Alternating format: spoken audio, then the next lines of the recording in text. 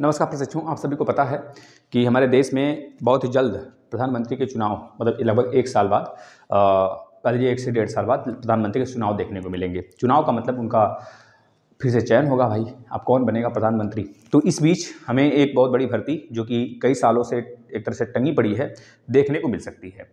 तो उसके लिए बच्चों का नाम है कि सर क्या जो उसमें गुणांक है वह कुछ उसमें कुछ बदलाव आएगा या फिर गुणांक को हटा दिया जाएगा, ऐसा कुछ हो रहा है क्या। क्योंकि देखिए इनके द्वारा नए रूप से अगर इंट्रोड्यूस कराया जाता है तो नए नए पॉलिसीज़ लाए जाते हैं। जैसा कि आपने केवीएस में देखा कि पिछली बार उन बच्चों को अपीयरिंग वाले बच्चे सीटेट को एक तरह से अलाउ किया गया था, एलिजिबल बनाया गया था, लेकिन इस बार उनको हटा दिया गया। तो क्या क्या चेंजेज आएंगे इसके विषय पे मैं वो तो खुद बताएंगे, लेकिन जो चीज़ें आपको जानना चाहिए थोड़े से गुणांक के विषय में तो उसको मैं बताता हूँ। और जिन बच्चों का गुणांक कम है उनको क्या करना है थोड़े से वो चीज़ें भी मैं लास्ट तक बताऊँगा। और जो चीज़ें जो बच्चे हैं जिनका गुणांक कितना है तो कितने नंबर के आसपास लाना होगा यह चीज़ें भी बताऊँगा। देखिए गुणांक की जो एकेडमिक मेरिट है आपका वो चीज़ें अगर ना रहेंगी तो भी बहुत ज़्यादा फायदे आपको देखने को मिलेंगे, जिससे कि और मजे हुए टीचर हमको मिलेंगे। जैसे कि जो आपका एकेडमिक मेरिट है वह तो कोई जानता नहीं है। मान लीजिए आपका हाई स्कूल में बैक लगा तो कहीं से आपने बनवा लिया अपना, है ना, सारी चीज़ें जो आपका सर्टिफिकेट है वो बनवा लिया, उसमें बच्चे बहुत ज़्यादा मार्क्स पा गए, समझ रहे हैं ना। फिर उसके बाद वो बीएड या डीएलएड करके आ गए सुपर टेट में। तो ये चीज़ें अगर एकेडमिक चीज़ें नहीं रहती हैं तो किसका कितना फायदा होता है।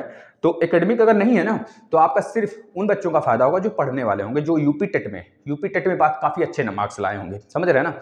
यूपी टेट में जैसे कि जो 40 नंबर है मैं बता रहा हूँ अभी आपको, इस समय एकेडमिक जो एकेडमिक है एक आपका उस पर 40% है लिया जाता है, और जो आपका सुपर टेट है रिटेन एग्जाम उस पर 60% को एक तरह से कैलकुलेट किया जाएगा जितना आप लाओगे। ये 150 नंबर का होता है। अब 150 में से हमने माना 120 नंबर हम ला लिए, ठीक है ना। तो 120 नंबर लाए यानी कि आप कितने परसेंट बना दिए अपना 120 150 15, देखिए कितने आ जाएंगे 100 का, यानी कि 80% शायद आ रहा है। देखिए जरा तो 120 बटे 150 गुणे 100 करिए तो 100 3 2 4 दूनी 8, यानी कि 80% आपने बनाया। तो इस 80% का 60% आप निकालेंगे तो यह गुणांक पे काउंट होगा। और एकेडमिक में जैसे मैं अपनी बात करूं तो मेरा हाई स्कूल में कितना है 70% है। 70% से थोड़ा सा आसपास में है, तो मतलब 70% से थोड़ा ज़्यादा या कम है, तो इसका 70 मान के चलते हैं। 70% है, 70% है हमारा, ठीक है। और इंटर में मेरा है 75%, इंटर में कितना है 75% है। और हमारा इसके बाद इंटर के बाद आ जाता है आपका ग्रेजुएशन में हमने बीटेक किया है तो बीटेक में मेरा है 75%। इसके बाद इसके बाद हमने क्या किया, बीएड कर लिया। तो बीएड में जो हमारा है परसेंटेज कितने हैं, इसमें भी मान के चल, इसमें 72% है भाई, 72% है। तो इन चारों का 10%, इसके परसेंटेज में 10%, वैल्यू का, नंबर का नहीं, परसेंटेज नंबर का 10% नहीं लेना है आपको। हाई स्कूल के नंबर का 10% नहीं लेना है आपको, परसेंटेज जो बना है हाई स्कूल में उसका 10% लेना है। यहीं पे आप लोग गलत कर देते हो निकालने में। इसका 10%, इसका 10%। अब देखिए यहाँ पर क्या खेल खेल जाएंगे वो बच्चे जो थोड़े से बनवा लेते हैं अपना सर्टिफिकेट, जिनका बहुत ज़्यादा होता है गुणांक, वो यहीं पे खेल खेलेंगे। पता है क्या, जैसे कि मान लीजिए हमारा 70% आया तो उस समय हम लोग तो क्या था कि हम लोग अपने दम पे लेकर आए हैं, और 75%। अब आपको कैसे पता होगा हम अपने दम पे लेकर आए, लेकिन मुझे पता है कि मेरा विश्वास है कि हमने अपने दम पे लेकर आए, जिससे मुझे बहुत खुशी है इस बात की। तो बहुत सारे बच्चे होंगे कि उस समय जब मैं पास आउट हुआ था, मतलब कि 2019 में मेरा ग्रेजुएशन कंप्लीट हुआ था, तो उस समय कह लीजिए कि बहुत सारे बच्चे हो सकता है कि बीए की डिग्री, बीएससी की डिग्री बनवा रहे हो, तो हो सकता है उसमें बहुत अच्छे मार्क्स आ जाए। उसी प्रकार से जब मैं पास हुआ था 2014 में इंटर, 2014 में जब इंटर पास हुआ था तो उस समय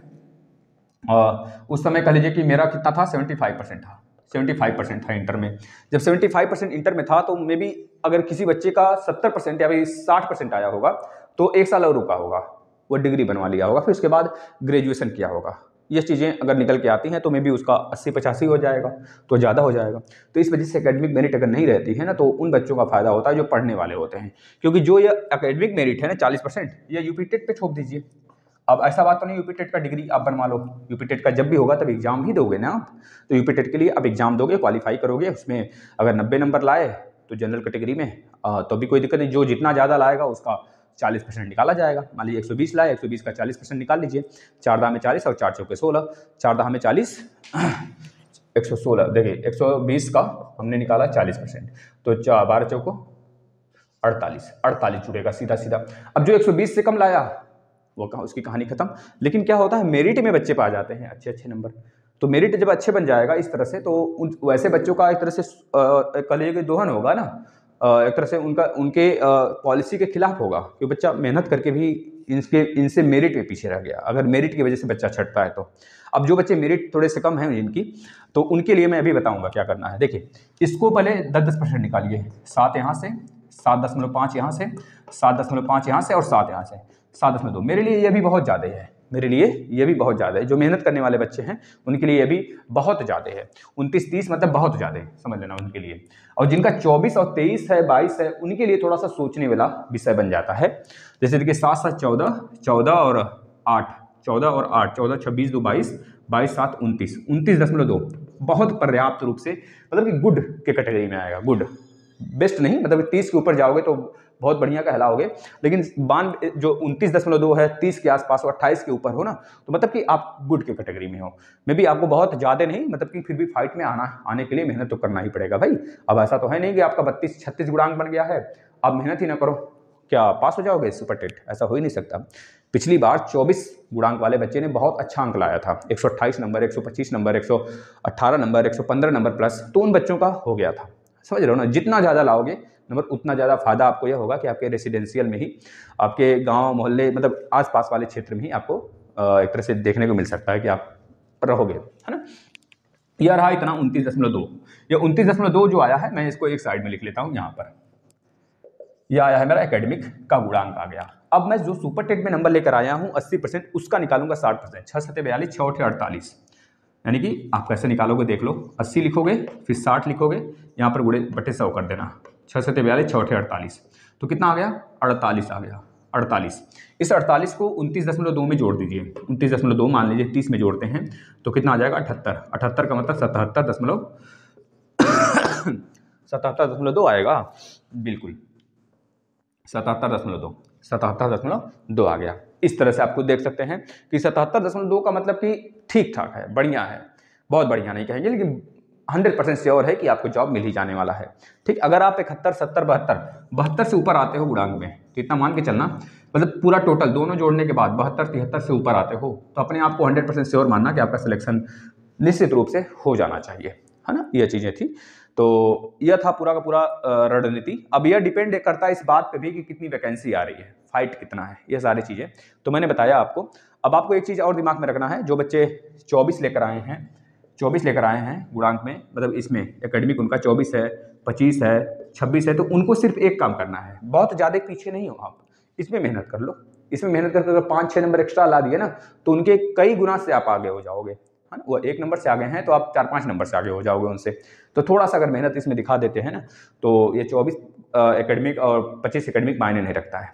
और एक बात हम आपसे जाते जाते पूछेंगे, क्या आप चाहते हैं, मतलब कि कितने बच्चे ऐसे हैं जो इस बात को चाहते हैं, इस बात के फेवर में है कि एकेडमिक खत्म होना चाहिए, एकेडमिक फिनिश होना चाहिए। भाई एकेडमिक अगर खत्म होगा ना, एकेडमिक मेरिट अगर यूपी टेट पे थोप देंगे तो बहुत ही मजा आ जाएगा, आनंद ही आनंद है जीवन में, फिर समझ रहे हैं ना। तो मतलब अब इस तरह से मस्ट हो जाएगा कि यूपी टेट वाले बच्चे जो है ना, यूपी टेट पर बहुत तगड़े रूप से ध्यान देंगे, और 90 नंबर पासिंग और 82 नंबर पासिंग के ऊपर चाहत नहीं होगी उनकी। जो जनरल वाले बच्चे हैं वो 90 नंबर पासिंग नहीं चाहेंगे, जो SC ST OBC वाले बच्चे हैं वो 82 नंबर पासिंग नहीं चाहेंगे। वो किसका टारगेट बनाएंगे फिर? 130 का, 140 का, इस तरह से उसमें भी बहुत अच्छे अच्छे नंबर आने लगेंगे। समझ रहे हैं ना, बच्चे मेहनत करेंगे। और जब बच्चे यूपी टेट में मेहनत कर लेंगे ना, सुपर टेट का 70% तैयारी हो गया उनका। तो ये चीज़ें थी, तो मतलब फायदा तो दिखने वाला है हर तरफ से, अगर एकेडमिक खत्म होता है तो। अगर एकेडमिक नहीं खत्म होता है तो चीज़ें थोड़ी सी ऐसे ही नज़र आएंगी। तो ज़्यादातर चांस है कि इस बार एकेडमिक नहीं खत्म होगा, मतलब मैक्सिमम लगभग 99.99% है कि भाई एकेडमिक नहीं खत्म होने वाला है। एकेडमिक इस बार रहेगा, जब वो थोपेंगे एकेडमिक ना, क्योंकि एक तरह से नया रूप ये भी लेगा, एक तरह से नया जड़, मतलब एक तरह से झगड़ा, मतलब कहते हैं ना विवाद, एक तरह से और हो जाएगा। कुछ बच्चे चले जाएंगे कोर्ट में, है ना, तो इस तरह से में भी और ज़्यादा खिंच जाएगा चीज़ें। जैसा कि अभी पता है आपको DLED BEd का विवाद के कारण खिंच ही रहा है, और चीज़ें जब तक वो नहीं अपडेट होती हैं तब तक इधर वैकेंसी पे ग्रहण ही लगा रहेगा।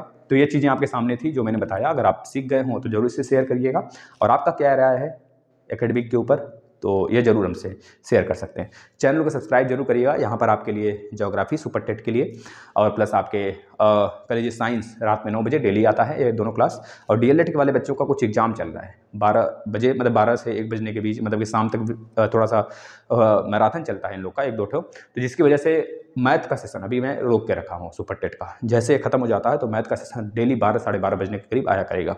तो 3 सेशन कंटिन्यू हम चलाएंगे। मतलब जो आपका एसएसटी का बड़ा एक प्रारूप है 40 नंबर का, वह चीज़ें एसएसटी और ईवीएस दोनों मिलाकर 40-50 नंबर है। तो यह सुबह एक आता है डेली, अभी आप फॉलो करना शुरू कर देंगे। मात्र छोटा सा वीडियो होता है भाई। उसके बाद रात में साइंस की क्लास आती है, तो वो अभी अगर आप फॉलो करना चाहें फॉलो कर लें, बहुत ही बेहतरीन तरीके से पढ़ेंगे। इसके बाद रात मतलब दोपहर में 12 साढ़े 12 बजे के करीब मैथ आया करेगा। धन्यवाद।